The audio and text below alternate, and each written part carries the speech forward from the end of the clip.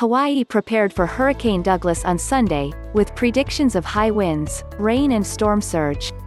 "It's definitely going to be a triple threat," said National Weather Service (NWS) meteorologist Vanessa Almanza, adding that rainfall could be anywhere from 5 inches to 15 inches.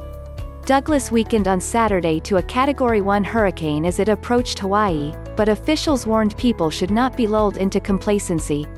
The NWS said Douglas should remain a hurricane as it moved through the islands on Sunday. Douglas is continuing a gradual, slow, weakening trend, which in itself is good news, but the bad news is that this hurricane is going to come very close to the islands even as it's weakening, said Robert Ballard, the Science and Operations Officer at the Central Pacific Hurricane Center. "And we do expect significant impacts as it makes its point of closest approach or possible landfall as it comes through." Oahu, home to the state's largest city, Honolulu, was placed under a hurricane warning. Kauai and Maui were also placed under warning status, while a hurricane watch was cancelled for the Big Island. Officials on Maui plan to sound warning sirens, alerting residents to shelter in place or take refuge at one of 7 shelters around the island. The hurricane was packing maximum sustained winds of 90 miles per hour.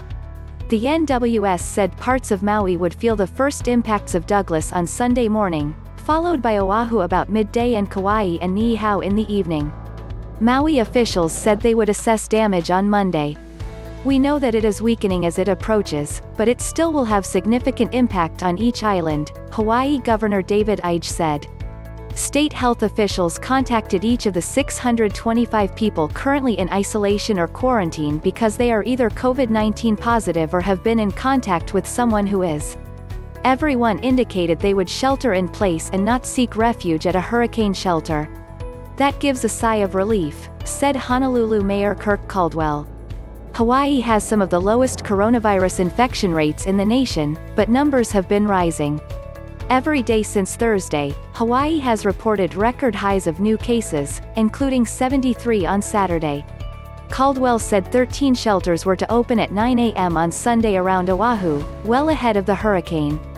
"People will have to wear face coverings to be admitted, and will have to wear them unless they are eating, drinking or sleeping."